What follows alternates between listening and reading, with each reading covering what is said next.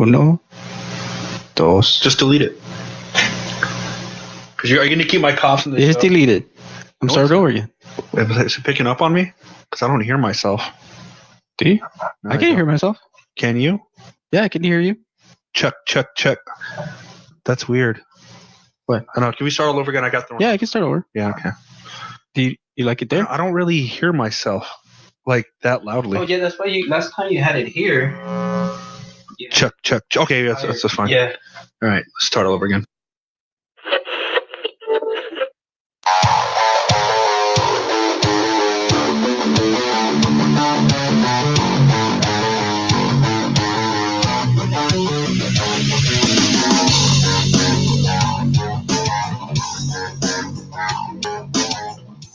And ladies and gentlemen, welcome to Tiger Driver Radio for all things New Japan Pro Wrestling and a little bit of everything else. This is your man JP alongside Juicy J. What up, man? What's up, man? Dude, what a wonderful time it is to be a wrestling fan.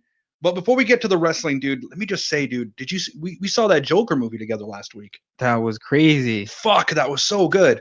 Messed with my mind. Yeah. I will say for anybody that hasn't seen it, I'm not going to spoil it, but anybody that has not seen it, be warned, it is trigger heavy. I mean, wouldn't you agree? Yeah. It's going to really, it is kind of disturbing to watch at times. It's really dark. I loved, that's why I loved it. Yeah. I mean, but it does get to you a little bit. Yeah. Comparing that to the previous Joker, Joker, which is what the Jared Leto Joker, Heath Ledger. Oh, well, I still think Heath Ledger's Joker was great. Yeah. And one of the best. I think it's going to take some time to really like compare them. Yeah. And also the fact is like, you know. Who's a better heel? Which one? Yeah. Like the way that I see it, like people say like, oh, which one's the better Joker? Yeah. And I'm like, in my opinion, I don't think it's fair to compare Heath Ledger and Joaquin Phoenix's Joker. Mm-hmm. To me, it's kind of like the argument of like, who do you like better, Black Sabbath or Led Zeppelin? Both are awesome, but I think it just comes down to like preference. Yeah.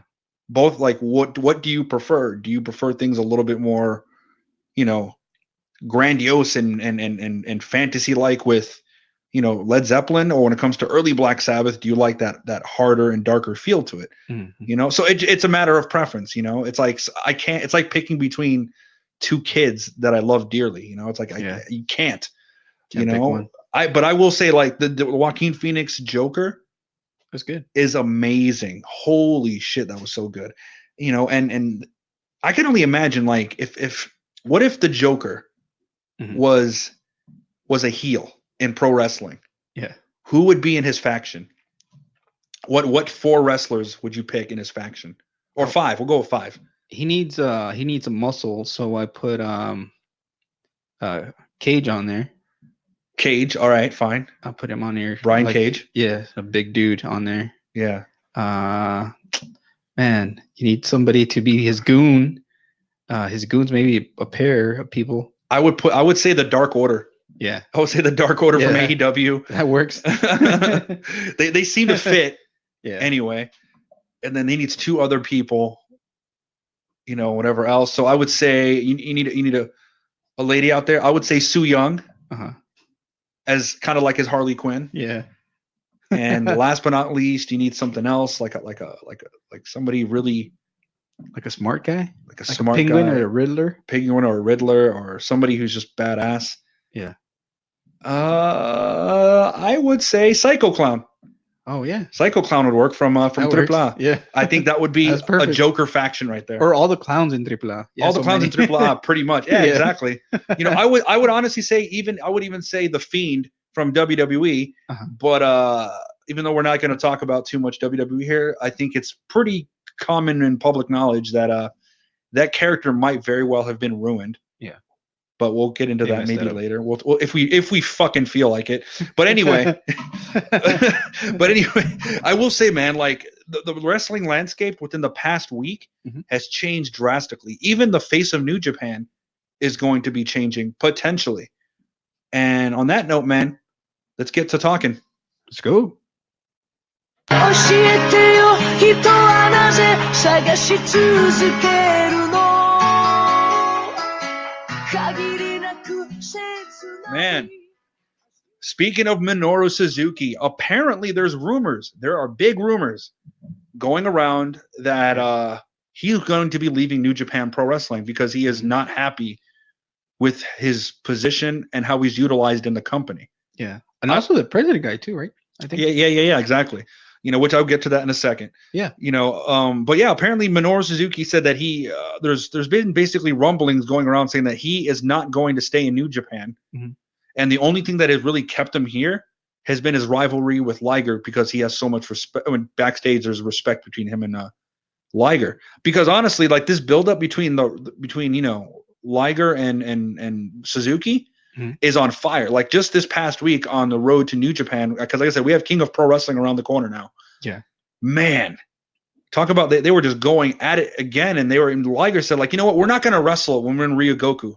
For King of Pro Wrestling. It's like, we're going to kill each other and I want your head. And Minoru Suzuki even called him by his real name.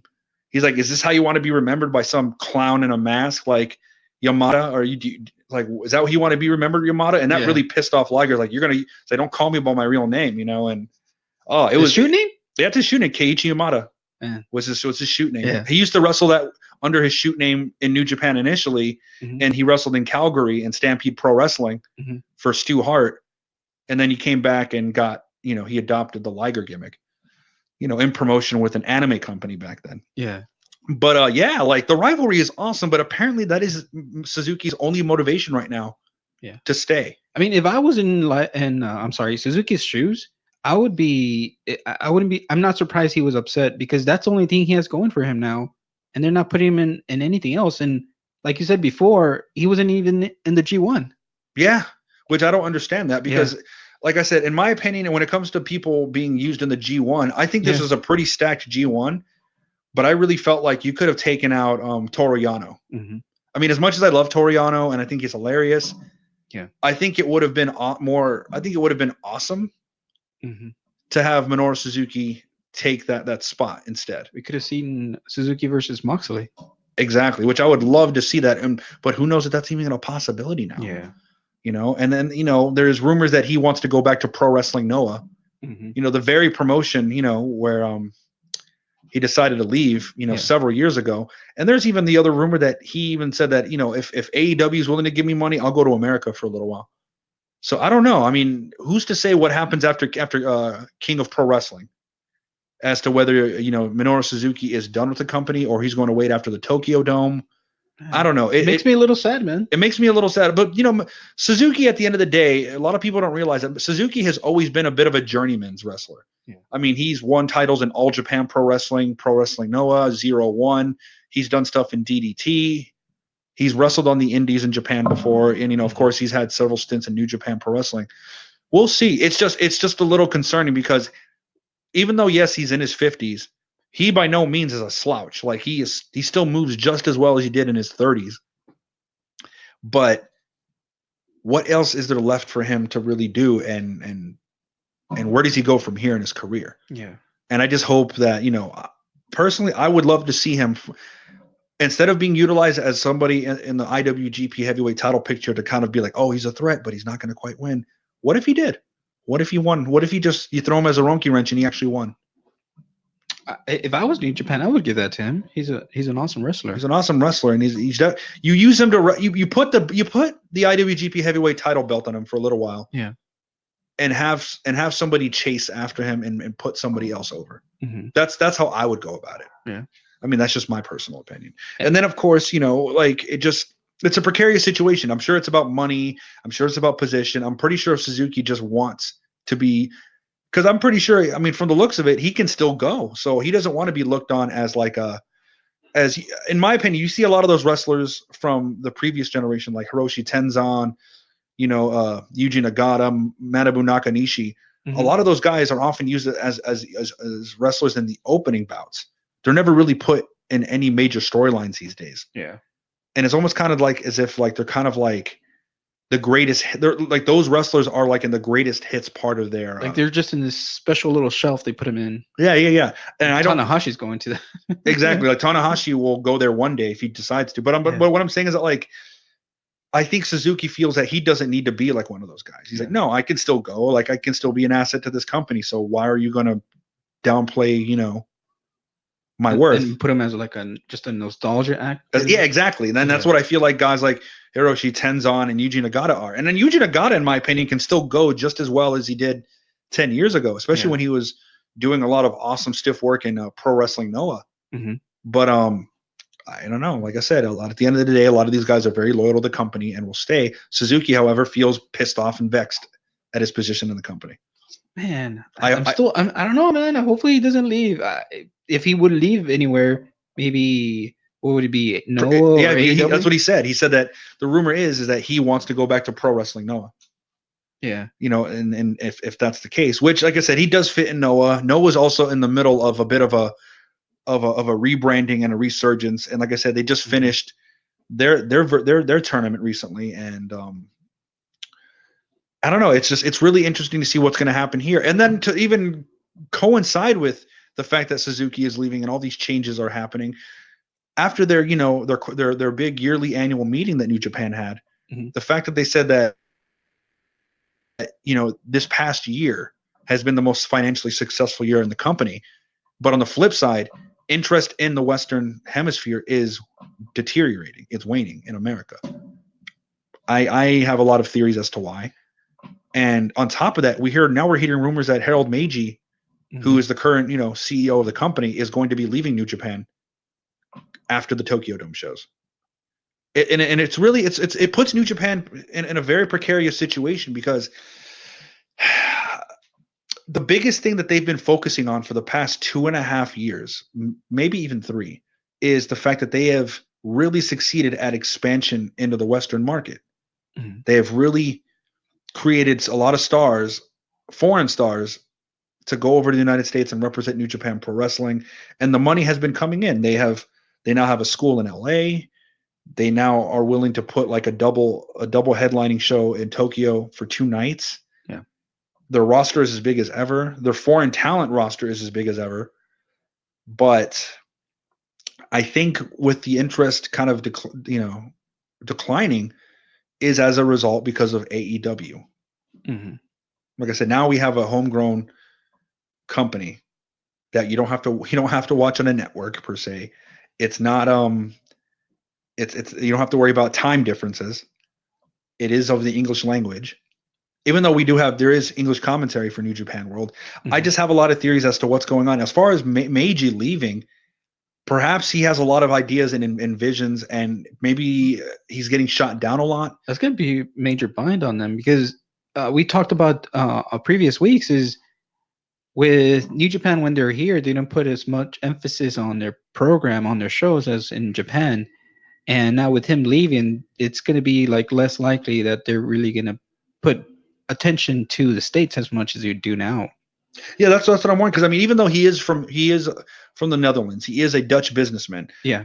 The fact is that he was also raised in Japan, so he was kind of like the perfect link between expansion in the West and also kind of having that connection to Japan because he did grow up in Japan as well. And now that seems to be gone. Yeah. Or that could potentially be gone, rather. It's not that it's gone yet. I mean, we'll see what happens. And I wonder what's going on backstage, especially on a financial, on a business standpoint. Because for him to leave, there's got to be a reason. Because he was also responsible for a lot of expansions for Hasbro and for different companies previously. So he's a very well-versed businessman. Like, he knows what he's doing. Yeah.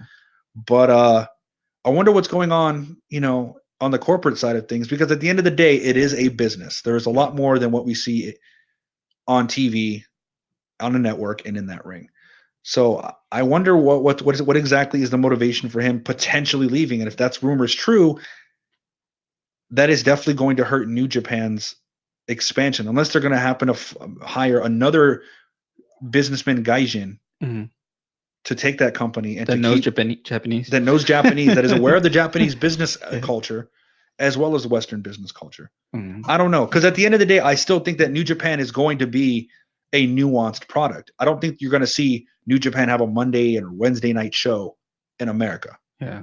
I don't know. Yeah, that won't happen. I don't think that'll happen. And at the end of the day, New Japan Pro Wrestling is a Japanese wrestling company. Yeah. within Japan. But thing is, however, on the flip side, in Japan alone, domestically, they're at the most successful that they've been since the 90s, since the 90s and early 2000s, before Nokiaism kind of took over. But we'll have to wait and see. I just really hope that they make some really smart decisions, because in my opinion, I think one of the things that suffers that hurts New Japan, besides the fact that it is a time difference thing, and I get that, is the fact that they don't put a lot of emphasis and they don't put a lot of effort into America, into their American viewers, because they feel like, all right, as long as New Japan's here, they'll come and see us. Yeah. That's why I was so impressed when we went to go to Dallas and saw the G1. That was cool. It felt like an actual tournament match. It was like, oh wow, it's the same ring setup, the same Japanese advertisements that we would see in on a New Japan World. The only difference is that there was a lot of things in the live production wise that just didn't match up, and I think it should. Be that as it may, though, hopefully New Japan will get it together, because they are going to have to compete with AEW. They are going to have to compete with the WWE, who at the end of the day, WWE is still this monolithic, gargantuan, international, multi-billion-dollar business at the end of the day. And with everyone else making changes to their programs too. Exactly. And like I said, especially when it comes to the Western markets, the British UK scene is still going strong. The American wrestling scene and the independent scene is as strong as ever. Yeah. Mexico is doing a lot of great things right now. So you have to compete with an international audience. And also the fact that people even say that there's an oversaturation of wrestling now. Like, it's too much. I would never think it's too much. I would never think it's too much, but I also can't keep up with everything either. Yeah. But we'll have to wait and see. But on that note, now we just finished a New Japan Road event. A very, uneventful house show. A lot of build up, like we said earlier, between Minoru Suzuki and Jushin Thunder Liger for King of Pro Wrestling. But the show did start with the contract signing between Sonata and Okada. Yeah, and that was cool. That was the interesting thing about that is that, when the IWGP Heavyweight title has been defended, a lot of times the only time there's a contract signing is when it's a big event, right? Yeah. King of Pro Wrestling is one of the bigger events for New Japan Pro Wrestling, just like New Beginning is. Just like Wrestle Kingdom and Wrestling Dontaku. Yeah. But the thing that I felt really fascinated about is that, okay, they had the belt signing.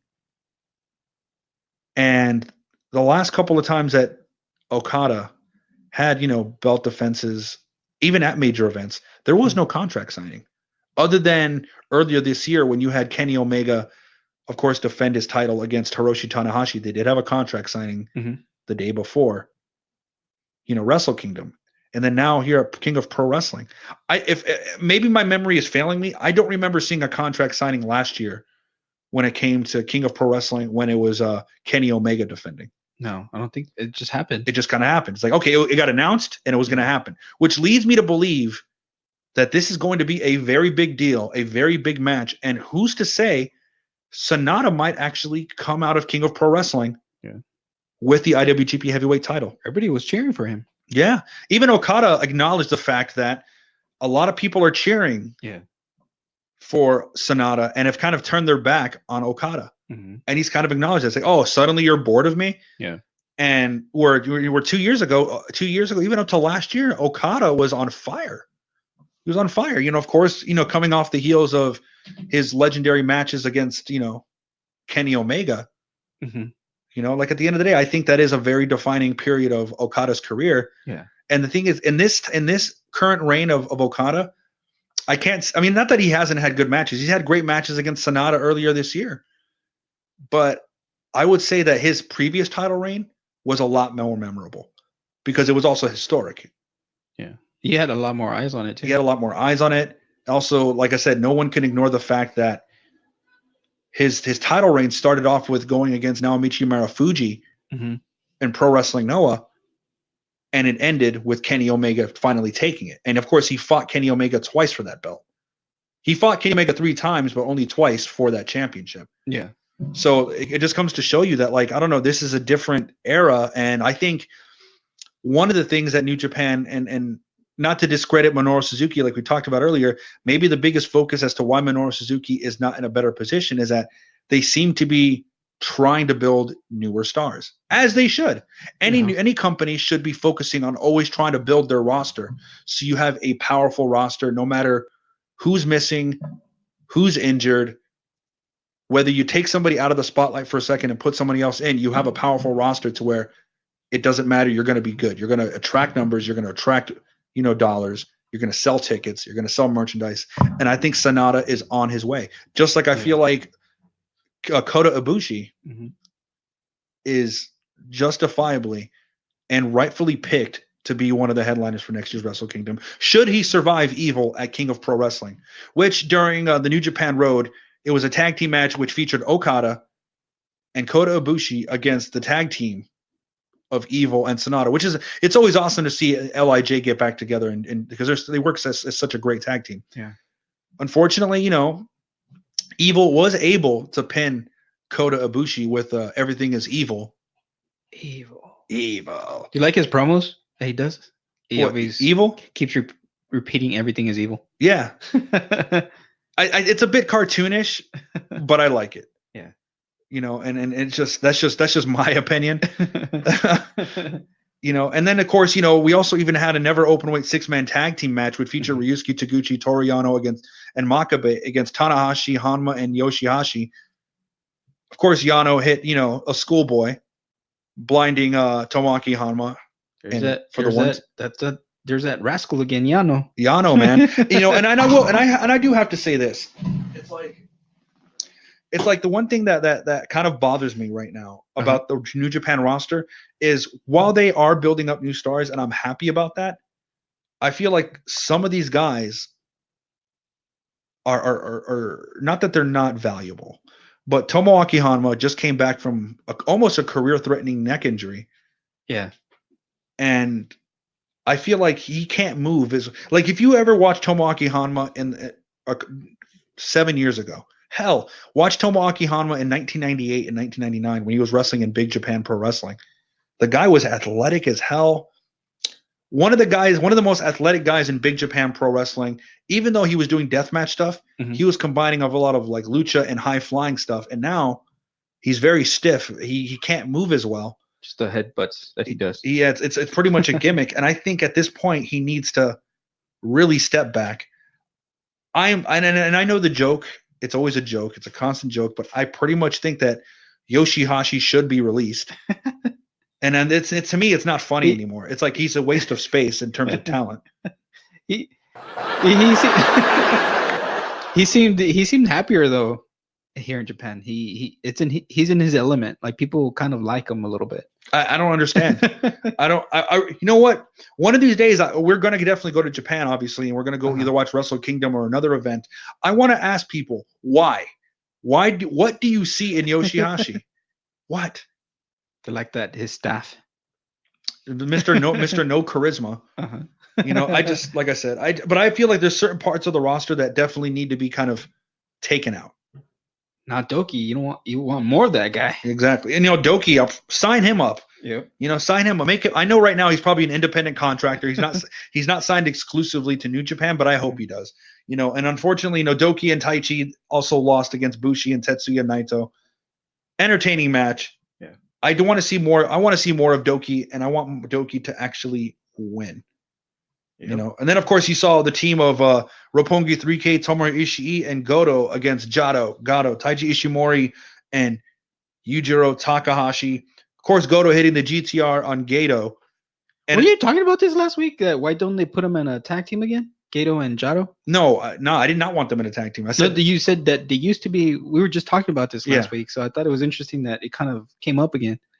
Well, that's what they do. Because like I said, back Jado and Gato, for all that they are now, a lot of people may or may not know this about them. Is that Jado and Gato in the 90s and in the late 2000s were a very decorated tag team. Yeah. They were a prominent heel tag team in FMW wrestling, one of my favorite promotions of the 90s. And then in the late 2000s, they joined GBH, Great Bash Heel, and were a very dominant junior heavyweight tag team, constantly fighting back and forth between Liger, Tiger Mask, and Jado and Gato. And they, of course, they were heels too. They were heels, but at this point, you can tell that both Jado can't move as well. Yeah. Geto can still move, But I feel like at this point, he's good at being a booker. He's good at being a manager. Get him out of the ring. Save space. Yeah. Make space for other people. And like I said, which is why I'm so excited for Young Lions to go out and come back from excursion, because I think part of the roster needs some revitalization from their Japanese schools. Like I said, I'm all about the foreign talent, but I think they still need Japanese stars. I think they become a little too reliant on foreign stars to come and go as they please. I think by building more organic Japanese talent, you're going to keep New Japan uniquely New Japan. And I think sometimes lately, especially with their Western expansion, New Japan has kind of lost sight of that. I agree with that. Like they've 100%. lost a little bit of what makes them New Japan because they want to be in the West so much. And I think, no, like by all means, hire as many foreigners and gaijins as you'd like, by all means.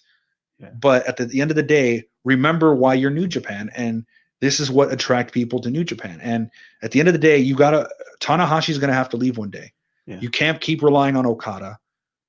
Naito can, like I said, everybody has a certain amount of shelf life. It is important to build new stars, which is why I'm so happy that Ibushi is finally getting that opportunity. And also Sonata may very well be the next guy to have the IWGP heavyweight belt. He has the popularity. He has the look. He's an amazing worker. You got to push him. It might be a strange time for push him right now, but who's to say? Crazy things have happened at King of Pro Wrestling. So we'll have to wait and see. Man. You know what? Maybe it's why, from your statement you just made, maybe that's why there's that animosity with the president of New Japan trying to leave, because for the same thing you just said. Because you have the building up all the Western talent, and you have better people here in Japan. So I think that's why the president is maybe you're trying to push him away. You think so? Yeah, because maybe he wants to build more Western talent and bring more Western people, and New Japan doesn't want to. Yeah, maybe. In my opinion, I can assume and speculate because there isn't a lot of information as to what's going on with Harold Mage. Yeah. But at the end of the day, I think it's a matter of Japanese tradition and how New Japan has always done things versus someone like Harold Mage who may want to push the envelope and try things differently. Mm-hmm. And I think maybe it's a clashing of ideologies. Yeah. People, if you're listening, this is all speculation. I am not an insider. I am not in those conference rooms. I am not, I don't go to the offices in Roppongi in Japan to know this kind of information. Yeah. We can sit here and speculate all day, but for a CEO to want to leave after only a year and a half, something's going on. That's if the rumors are true. Who's to say that after Tokyo Dome he'll still be around? Yeah, I don't know. Like I said, New Japan is in a strange place right now, considering that they have a strong roster.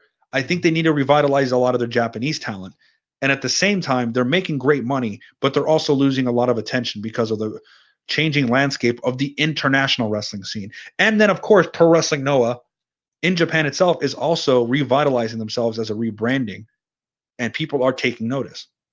Yeah, trying to get those eyes from all this casual fans in Japan. And what is Dragon, the other promotion in Japan? What, Pro Wrestling Noah? All Japan Pro Wrestling? No, Dragon, where Pac is in. Dragon Gate? Yeah, there you go. Yeah, Dragon Gate's considered a small indie in comparison. It's considered a small indie in comparison, much like DDT Pro Wrestling. Or even stuff like that. But like I said, your big three in Japan right now is New Japan Pro Wrestling Noah, and then All Japan Pro Wrestling. And then of course you have deathmatch promotions like Big Japan and Freedoms, which is the promotion that Jun Kasai is a part of. And then of course you have I think at least 7 to 10 different women's promotions, smaller to big. That's a lot. Yeah, there's a lot of great wrestling in Japan. That New Japan still sells out though. The shows like this New Japan Roadshow, they sold it out. Yeah, absolutely. I'm just worried that within the chaos of all this going on backstage, it might ruin their growth. Yeah, and they might lose some fans because they're so caught up in what's going on backstage that they're also what's going on in terms of booking. Is also going to be affected. That's what I'm worried about. I know they need to worry about that in terms of their Western expansion if they constantly want to keep doing shows in America. Yeah, they need to work on that production. I'm not saying you have to have pyro and tons of lights, but stop making it to where it looks like you didn't put any effort. Yeah, That's what I'm saying. I think it's a disservice to your foreign fans. Mm. Another guy, Jing Henari, man, against Shingo. Shingo? Shingo demolished him. Yeah. I personally think Toa Henare needs to revamp his gimmick. You think so? Yes. I kind of like it. I think it's boring. Hmm. I think he needs something extra. You think it's kind of too many Samoan guys are going around now? Not even that. It's just like there's his style is just not compelling, or it's not exciting for me to watch. Yeah. There's nothing. He's just a tough guy, and that's it. And who loses? There's nothing really that's drawing me to him. So we'll have to wait and see. Well, hopefully he does something different and doesn't end up in Bullet Club. Probably not. I think also Bullet Club needs to die. Wow, that's a bold statement. I think it needs to die. I think it's run its course. Yeah. I think what I would have done personally is during that little mini civil war that the Bullet Club had last year. Yeah.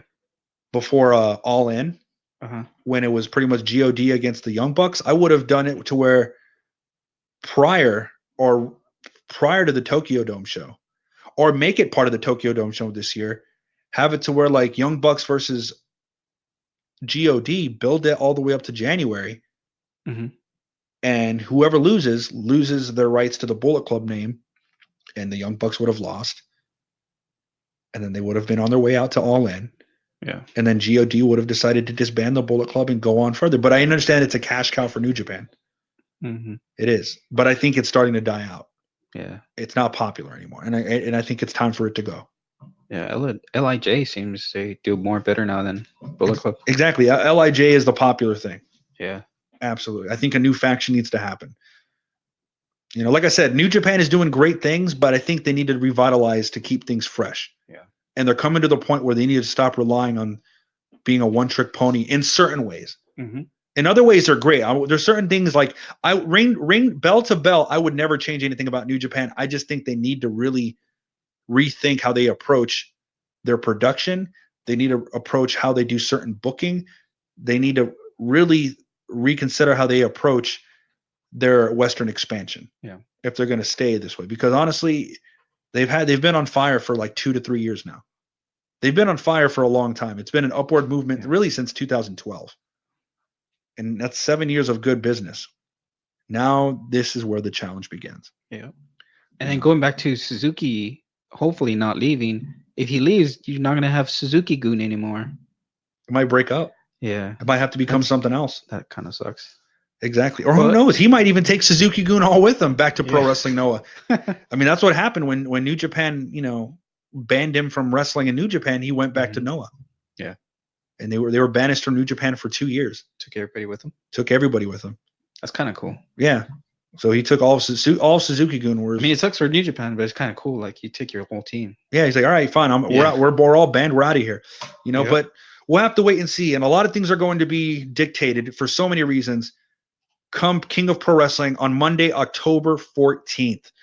You have a match of Roppongi 3K and Taguchi against Doki, Kanemaru, and El Desperado, which is El Desperado's first match back since being injured. And for those of you who don't know, he was injured in a Taka Michinoku produced indie show earlier this year, where it had Jun Kasai, deathmatch legend Jun Kasai against El Desperado, and I guess during a really stiff clothesline in the corner, he broke his jaw. And Jun Kasai is not a joke. For being a deathmatch wrestler, the guy is crazy. They call him the Crazy Monkey for a reason. But I'm glad Desperado's back. Oh yeah, absolutely. I'm very glad that he's coming. Woo! Yeah. Absolutely. And then of course, for the second match, you have Hiroshi Tanahashi celebrating 20 years in the business with Tomoaki Honma against Yano and Togi Makabe. I think this is a wash. Tanahashi will win. Yeah. Of course. 33rd match of the evening will be Bushi, Takage, and Naito of LIJ against Suzuki-Guns, Taichi, Lance Archer, and Zack Sabre Jr. If anybody needs to be starting to get pushed, it's Lance Archer. I think that'd be awesome to have Lance Archer kind of have him go one-on-one against Shingo. Have them compete for a chance at the Never Open weight. That'd be good matches. Be very good matches. I don't know. We'll have to wait and see. Yeah. Then the fourth match, Yoshihashi, Tomohiro Ishii, Hiroki Goto against Bullet Club's Yujiro Takahashi, Kenta, and Jay White. I don't know about Yoshihashi and Takahashi in this. I don't know about those guys anymore. Yeah, I'm Both of indifferent. them. I'm indifferent to them Yeah. at this point. Hopefully this will kind of further the rivalry where Kenta and Goto Yeah. will compete for the never open weight, and then from there maybe it'll kind of lead into, I don't know. Maybe because Katsuyori Goto Shibata. keeps challenging Jay White. He keeps challenging Jay White. Well, because they've been going back and forth all year. Yeah. But Jay White now is no longer IWGP Heavyweight Champion. Yeah. And then of course you have the blood feud coming potentially to an end, where it was Jushin Thunder Liger against Minoru Suzuki. Will we see Liger come out as Kishin Liger? Will he come out as himself, as Keiichi Yamada? Or will he just be Jushin Thunder Liger? We'll have to wait and see. But I hope this is going to be a war. I hope this isn't going to be a wrestling match.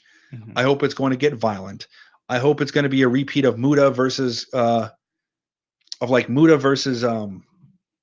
Liger back in the 90s. Yeah. I hope it gets a little out of hand. I hope it gets crazy. It should. And then, of course, you have Will Ospreay defending against his rival El Phantasmo, who has been pretty much on a hot streak against the Birds of Prey after coming off of that victory where they were challenging for the tag titles. Like, Will Ospreay and Robbie Eagles against Phantasmo and Taiji Ishimori. Mhm. Fantastic tag match. Phantasmo, that was of course, did hit the pin on Robbie Eagles, but also Phantasmo was getting ready to be in line for an IWGP Junior Heavyweight title. Yeah. Here is where it's going to happen. And then, of course, Jon Moxley. Pretty much, like I said, tonight, which is October 9th, he will be debuting on AEW's TV tonight. And then I guess after this, straight back to Japan to go up against Juice Robinson for the U.S. heavyweight title in a no DQ match. I have a feeling Juice Robinson will take this U.S. title. Ooh, I hope not. I hope not. I hope Moxley keeps it. If he can juggle going back and forth between New Japan and AEW. Yeah. I've heard the rumors that Jon Moxley has a contract all the way up to the Tokyo Dome. Uh-huh. So we'll have to wait and see. It should be very interesting. I hope it's violent, but I also hope it doesn't harm Moxley. And especially with the table he put Omega in the other day. Yeah, like he DDT'd Omega through a glass Yeah. table. We'll have to wait and see how that pound. Yeah. Wouldn't it be some shit? And I don't think it'll happen, but wouldn't it be some shit if Jon Moxley's in the middle of this match with Juice Robinson, Omega comes out, basically hits Moxley, Juice, for the interference, losing the U.S. title to Juice Robinson because of Omega, causing basically a 2 promotion rivalry where now Moxley needs to go back to AEW. But I doubt it'll happen because that would require a lot of coordination. That'd be nice. AEW. That'd be perfect. That'd be like the best business decision ever. Yeah, for New Japan, not so much for AEW. Yeah. But and then of course you have Kota Ibushi against Evil defending his contract for the Tokyo Dome show next year. Whoever wins this will go on to the Tokyo Dome. Everything is evil. I'm gonna keep saying that throughout the show. Stop. Everything is evil. Shut up. Everything is Shut evil. up. God. And then there's the IWGP Heavyweight Championship match between Kazuchika Okada and Sanada. In Okada's 4th defense, will we see a new champion? I think so. I think we might. All I think my money's on Sonata. I think Sanada will, of course, be the new champion going in, and we'll have to wait and see how it pans out. We'll see. I'm excited. My eyes are definitely glued to the top 4 matches of this card. That, of course, being Okada and Sanada, Ibushi and Evil, Moxley and Robinson, and then, of course, Ospreay and El Phantasmo. 5. And, of course, Liger against Suzuki. Yeah. That right there within itself, never mind the undercard, that right there lets you know that, man, we are in for an amazing night of wrestling. I'm going to watch this. The bad thing is it's on Monday, like early Monday morning. But I'm still going to watch it. I guess we'll come home early and watch it, So we'll have to wait and see. But we, of course, if you come back here to Tiger Driver Radio, next Wednesday we'll be live again and we'll talk about it, man. But now that we've kind of talked about New Japan Pro Wrestling, there's a lot of stuff going on around the wrestling world, man. So let's get on to that now. Let's go.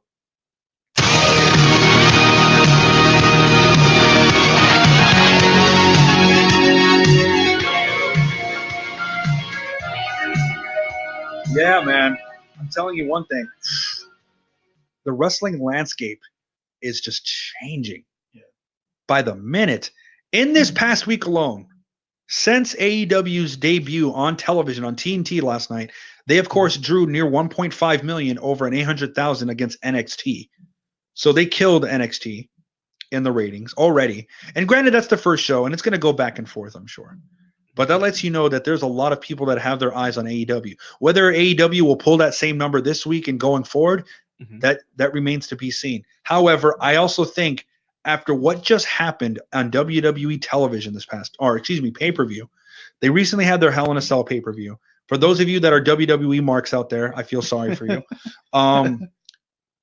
Let's just talk about that bullshit ending for like 60 seconds. Okay. We'll talk about this. Okay. Because I don't want to give any fucking credence to that fucking company. But talk about a Hell in a Cell. When you think of the match Hell in a Cell, what is the first thing that pops in your mind? Just destruction is maybe a good word, or chaos, death, maybe. Violence. Yeah, exactly. You know how this match ended? Referee stoppage. Yeah, that's dumb. Which is the stupidest fucking thing I've ever heard. Because think about it like this. Second time in a row where there's a controversial dumb finish. Mm-hmm. And why? Hell in a Cell, to me, I was talking to a friend about this. Hell in a Cell is supposed to be the embodiment of violence, chaos. That's where rivalries go to end. After Hell in a Cell, the rivalry's done. And when I think about Hell in a Cell, I feel like all matches when it comes to Hell in a Cell are compared to two matches at all times. Shawn Michaels versus Undertaker at Bad Blood. Yeah. And then Mankind versus Undertaker the following year. Yeah. Those are the two Hell in a Cell matches I feel like all other Hell in a Cell matches are compared to. Most will never live up to either of those. However, there's a couple of Hell in a Cell matches between then and now that have lived up to the hype. You know, Cactus Jack against Triple H, Charlotte versus Sasha Banks, Brock Lesnar versus Undertaker in the early 2000s. Like violent Hell in a Cell matches that you saw where it's like, damn, like they really tore each other apart. You know, or the six-pack challenge in the Hell in a Cell with Kurt Angle and Rikishi, where Rikishi fell off the top of the cage. Point is, when you have Hell in a Cell, there is a lot to be measured by. You expect violence. You expect it to be a very eventful evening. Not necessarily that somebody's going to fall from the top of the cage, but something crazy is going to happen. Yeah. And the fact that a match ended with a referee stoppage because Seth Rollins used a sledgehammer, cut me a fucking break. Are you fucking serious right now? Like, how many times has Triple H used a sledgehammer in a match and the match continued? Or crazier weapons. Or crazier weapons. Barbed wire bats, thumbtacks, fucking tables, people falling off the side of the cage. I remember Dean Ambrose and Seth Rollins had an amazing Hell in a Cell 3 years ago. And what happened there? They both fell off the side of the cage. They both had weapons. I mean, you know, Dean Ambrose even used a chair and just leveled them. Yeah. And no one stopped it there. It got violent. And you're going to tell me you're going to stop it? And then, of course, you know, it's an insult to the audience, because that audience afterwards was like, this is bullshit. Because at the end of the day, people want a definitive winner or loser, or they want a satisfying ending. It makes no sense in a Hell in a Cell match to stop somebody because they hit somebody with a sledgehammer. The match is supposed to be violent. It's a no DQ. And then they play it off the next day online saying, oh, no, because of the danger of the athletes, it was a referee stoppage. Like it was the refs. They put it back on the ref. They blame the ref again. Yeah, and the thing is, like, it's complete and utter bullshit. Like, it's an insult to me. And this is why I have stopped giving any mind to WWE. It's like 3 steps forward, 2 steps back. And they messed up The Fiend. You have an awesome gimmick of Bray Wyatt. And you just fucked that up in one night. Yeah. Like I said, I know at the ending he did the mandible claw and Seth Rollins was bleeding.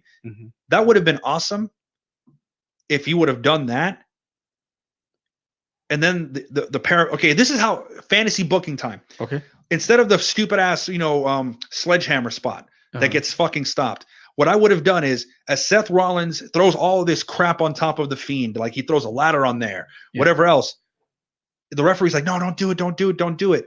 And then while he's distracted the referee, the Fiend pops out of that pile of garbage, puts the mandible claw onto Seth Rollins, does it so bad that he starts bleeding out of the mouth, starts bleeding. And then the referee tries to pull him off, can't pull him off. He keeps doing it for an uncomfortable amount of time where just blood is everywhere. Then you have people trying to get into the cell to stop the Fiend. Everybody has to pull the Fiend off of him. Like, fuck, oh my God. Like he's gonna actually kill Seth Rollins. And then the doctors, whatever, come in, then they have to take the paramedics out there, put him on the stretcher, put him out there, and have the Fiend destroy him even more. Do an injury angle. Yeah. You vacate the title.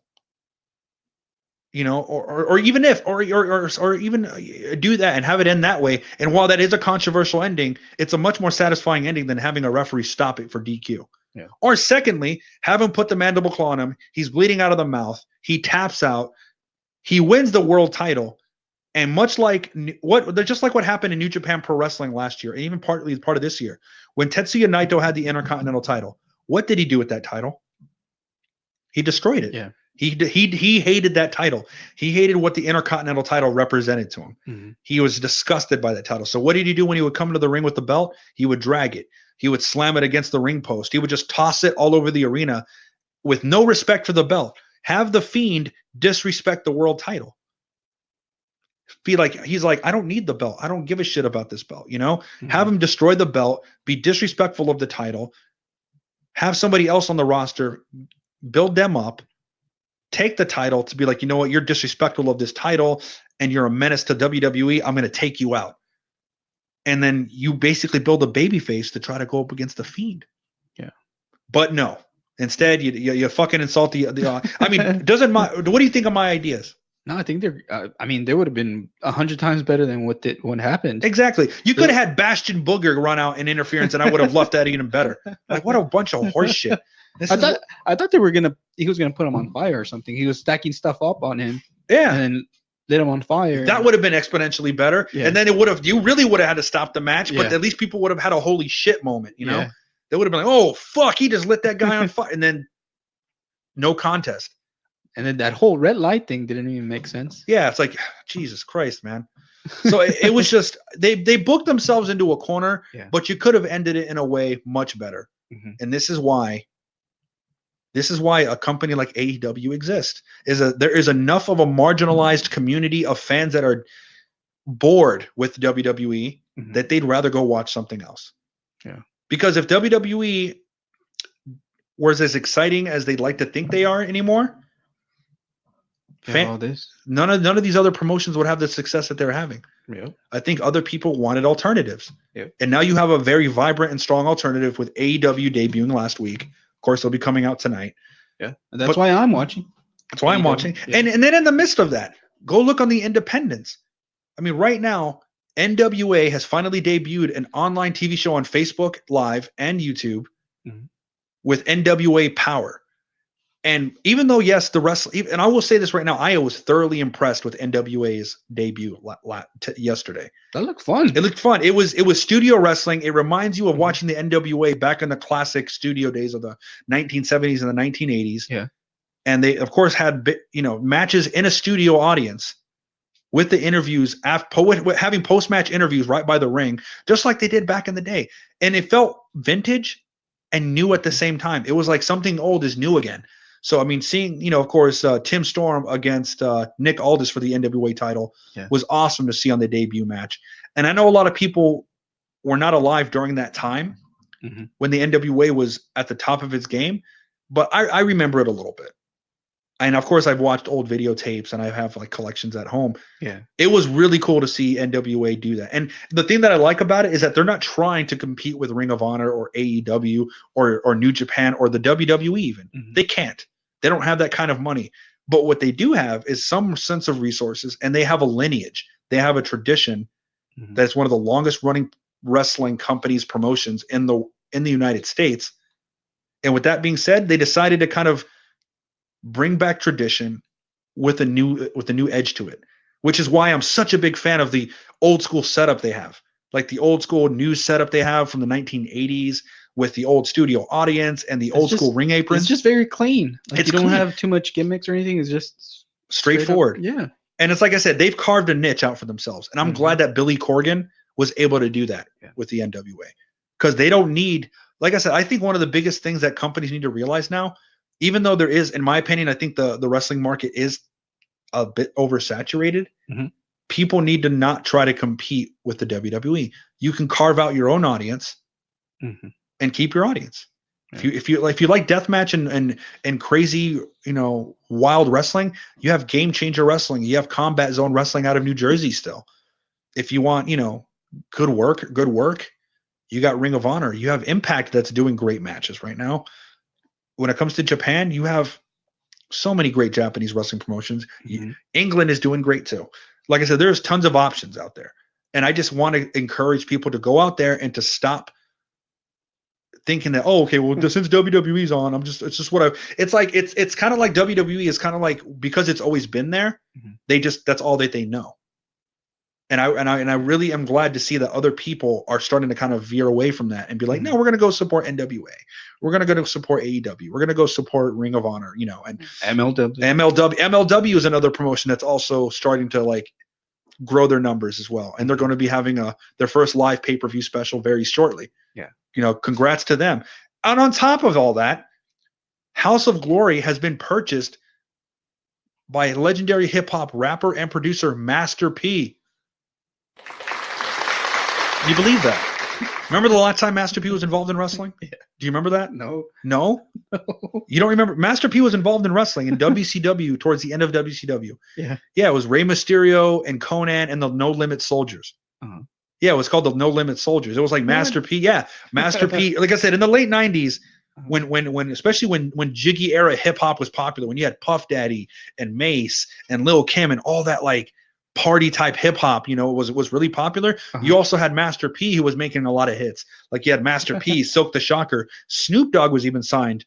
In fact, when Snoop Dogg left Death Row, his first label was No Limit Records under Master P. So Master P back then was raking in millions and millions of dollars. Needless to say, Master P was the gatekeeper that kind of opened up the South to take over hip hop into the 2000s. Because following that, you also had like Lil Wayne and the Cash Money Millionaires, and then of course 3-6 Mafia out of Tennessee. Now I'm talking about music, but the point is what I'm saying is that Master P has always been very good at hustling and as a vision. I'm not going to say he's quite a visionary, and when it came to hip hop mogulism, when it came to being a businessman in hip hop, he was a visionary. Now he wants to get himself into the wrestling business. He now owns House of Glory, which is run, of course, by Amazing Red. He wants to run House of Glory, and he even said out there, like, WWE, you better watch out. All those big guys over there, come over here. Which leads me to believe that he wants to put, like I said, Master P is a multimillionaire. Yeah. He is. Even though he's been out of the hip hop game, he has always had his hand in it when it comes to royalties, real estate, sports trading. He's not a dumb man. He's also got himself out of bankruptcy by himself. So he knows what he's doing. He's also made some bad decisions too. But the fact that he wants to buy House of Glory, we'll see what that means. Yeah. Does that mean a TV deal? Does that mean an internet TV deal? I personally feel that Master P just got kind of a little cocky, bought a wrestling company, and thinks that he can compete with the WWE. Good luck. You're not going to do it overnight. You're not going to do it overnight. And with this talent that's around the world right now, you better have some good talent ready. Because like I said, I think one of the cool things, though, even though there's a lot of oversaturation of wrestling right now, the cool thing is that every promotion has its unique stars. Like there's, of course, some cross promotion. Like I said, there's some people from MLW that wrestle in AEW. There's some people in New Japan that also wrestle in the British Indies or the Australian Indies or just in the Indies in general. Mm-hmm. You have some people who work in NXT that still also work for Evolve and for Progress. So like I said, there's a lot of cross-pollination, sure. But the beauty about wrestling right now is that you have a lot of stars that are organic to their companies. If House of Glory has been drawing some great numbers as an indie in the New York tri-state area. But for Master P, who is obviously a businessman who wants to grow his company, they're going to need a roster, a very big roster. Who knows? Who knows what that means? We'll see who they get. We'll see who they're willing to entice. But there's nobody left. Yeah, there's nobody left. Or maybe we just don't know. Yeah. So we'll have to wait and see. But, on that note, the indies and wrestling in itself is just, just doing so well right now. And you know, I would also want to say shout out to Joey Ryan, which apparently, according to YouTube, the 4th most popular YouTube wrestling show is Bar Wrestling. Man, It's outdone Impact, CMLL, AAA, and Ring of. And did I say Ring of Honor? no, I think you Yeah, did. But it outdoes Ring of Honor. Yeah. Joey Ryan has been able to create a strong indie out of California with Bar Wrestling, which is a fun promotion to watch. And he's now the 4th most popular person without a TV deal, without major money backing, just on YouTube alone. Doing it by himself. That's awesome. Doing it by himself. Like I said, he chose at the end of the day that he wanted to be on his own. He didn't want to sign to a company, which fair enough. Because he probably was going to lose money. Yeah, absolutely. Looking at it now. Exactly. So, you know, I think he would rather just keep doing what he's doing. Yeah. And then, of course, you had Al Snow, who bought Ohio Valley Wrestling, which he's up there teaching wrestlers how to work. Like I said, Al Snow is one of the greatest minds in the wrestling business. So it just everybody's making power moves right now. Yeah. Like the wrestling landscape is just changing drastically. Where like 10 years ago in America, the indies were not doing so great. Yeah. They weren't doing so great. I mean, you had a lot of these guys still doing shows. I mean, you still had a very young PWG. Combat Zone was still doing the deathmatch thing, which they still are. But back then, it was just that was the only thing that was keeping them afloat was their death matches, because they had a core and hardcore audience out of New Jersey and the tri-state area, and of course Delaware and Philadelphia. And then, of course, you know, you had Chikara, which apparently they're coming back now. They've just released a new video game on Steam for Chikara Pro Wrestling. Oh, I'm gonna check that out. Which you should check that out. Yeah. You know, and like I said, just everybody's making moves, man. Man. The wrestling landscape is changing, We and need it to is make healthy. moves. We need to make moves, exactly. You know, and I can't believe it. And then, of course, with all of these things happening, of course, women's wrestling is also more vibrant than ever. You know, people are looking into foreign wrestling more than ever. I just also want to say, you know, for the first time in many years, for example, Shine is actually going to have their belt defended on an Evolve show this upcoming Friday with Shotzi Blackheart. So shout out to Shotzi Blackheart, our friend of the show.